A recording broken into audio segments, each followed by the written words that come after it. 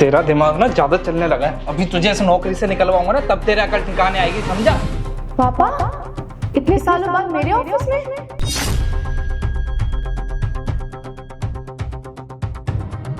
ये क्या हो रहा है मेरे ऑफिस में? अरे मैम, मैंने ना इसको बोला था कि मेरे लिए कॉफी लेकर आ। बोल रहा है कि 5 मिनट में लेके आऊंगा। मतलब अब इसका काम ज्यादा जरूरी हो गया या हमारा? जब से मैंने इसे काम पे रखा है ना, मुझे लगता है कि मैंने ना आफत पाल के रखी हुई है। इसलिए मैं अभी ना इसको धक्के मार के बाहर निकालता हूँ। मैं चल। 1 सेकेंड, तुम होते कौन हो इन्हें निकालने वाले? अंकल आप बताओ क्या हुआ है? मेम साहब, मैं ना बाहर झाड़ू लगा रहा था तो साहब आए, इन्होंने बोला कि कॉफ़ी दे दो। मैंने कहा कि 5 मिनट रुक जाओ, बस मैं झाड़ू लगा के आपको कॉफ़ी देता हूँ।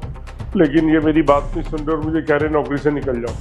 अच्छा मैडम, 2 दिन पहले आया था ये, मेरे आगे हाथ जोड़ रहा था, बोल रहा था कि मुझे काम पे रख लो, बहुत ज़्यादा ज़रूरत है। जब मैंने इसे काम पे रख लिया तो अब मुझे धौंस दिखा रहा है। इसकी धौंस ना मैं अभी निकालूंगा। तू निकल इस काम से, चल।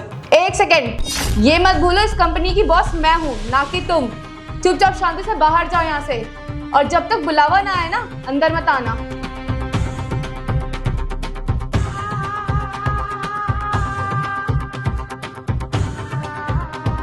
अंकल जी आप बताइए, इस उम्र में आपको काम करने की क्या जरूरत पड़ गई? मैडम, मेरा एक बेटा है।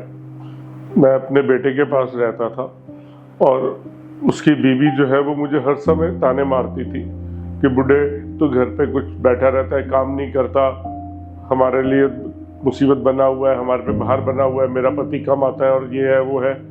ताने बहुत मारती थी, खाना भी नहीं देती थी और कई बार तो हाथ भी उठा देती थी मैडम।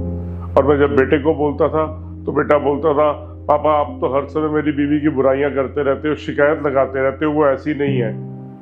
फिर कुछ दिन बाद उसकी बीवी ने बोला कि अब मैं आपके लिए खाना भी नहीं बनाऊंगी, आपको खाना बनाना है तो अपने आप बनाओ, नहीं तो यहाँ से निकल जाओ। अब मैं क्या करता मैडम बताओ, इस बुढ़ापे में मैं कहाँ जाता?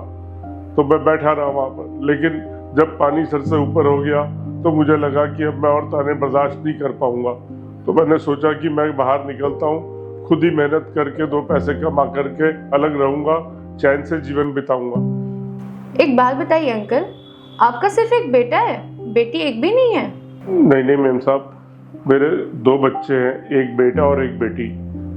बीवी की मौत के बाद मैंने बेटी को अनाथ आश्रम में छोड़ दिया था कि बेटे के पास रहूंगा तो मुझे सब सुख सुविधाएं देगा, मेरा बुढ़ापा आराम से कटेगा। लेकिन मुझे नहीं पता था कि मैं अपने जीवन की सबसे बड़ी भूल करने जा रहा हूँ। बेटे ने तो मुझे अनाथ कर दिया। अब मैं सोचता हूँ कि काश मेरी बेटी अनाथ आश्रम में ना होती, मेरे साथ होती तो मेरा ख्याल रखती, मेरा बुढ़ापा आराम से कटता। बेटा मुझसे बहुत बड़ी गलती हो गई, बहुत बड़ी गलती। क्या आपको याद आती है उसकी? हाँ मेम साहब, याद तो बहुत आती है और बहुत बार मैं अनाथ आश्रम भी गया उससे मिलने के लिए। लेकिन अंदर जाते समय मेरे पैर कांपते थे कि मैं किस मुंह से उसे बेटी कह के बुलाऊंगा, इसलिए हिम्मत नहीं होती थी और मैं गेट से वापस आ जाता था। मेम साहब, पापा आप मुझे भले पहचानो या ना पहचानो, पर मैंने आपको पहचान लिया था। और इतना सब कुछ आपके साथ होता रहा, आप एक बार भी मेरे पास मिलने नहीं आए। अरे अनाथ आश्रम ही आ जाते, आपकी बेटी आपको वहीं मिल जाती। मेरी बेटी कितनी बड़ी हो गई है तू। बेटा मुझे माफ कर दे, मैंने तुझे पहचाना नहीं। अरे नहीं पापा, आप क्यों माफ़ी मांग रहे हैं? इसमें आपकी कोई गलती नहीं है। और उस टाइम सिचुएशन ही ऐसी थी पापा कि आपको मुझे छोड़ना पड़ा, और मुझे लगा था कि भैया आपका ज़्यादा ख्याल रखेंगे। जो एक लड़की नहीं कर सकती वो एक बेटा कर सकता है। पर मुझे आपकी ये हालत देख के बहुत बुरा लग रहा है। मैंने कभी नहीं सोचा था कि भैया आपके साथ ऐसा करेंगे। अरे कौन अपने माँ बाप को घर से निकालता है और ऐसी हाल में छोड़ देता है? शर्म आनी चाहिए भैया को। उन्होंने एक बार भी नहीं सोचा कि इस उम्र में आप जाओगे कहाँ, रहोगे कहाँ। बेटा मेरी किस्मत में शायद यही लिखा था।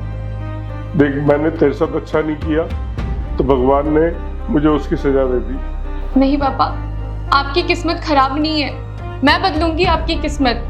आपकी बेटी इस कंपनी की मालकिन है और आप भी आज इस कंपनी के मालिक हो। और मैंने सोचा था कि जब मैं आपसे मिलूंगी तो सब कुछ बताऊंगी, आप कितने खुश होगे, पर मैंने नहीं सोचा था कि आप मुझे ऐसी हाल में मिलोगे। पापा, आपका बेटा ही नहीं, आपकी बेटी भी काबिल है और आपको कोई ज़रूरत नहीं है ये नौकरी करने की, दर बदर भटकने की। आपकी बेटी है ना आपका ख्याल रखने के लिए, और भाई का इस चीज़ का बदला तो मैं लेकर रहूँगी।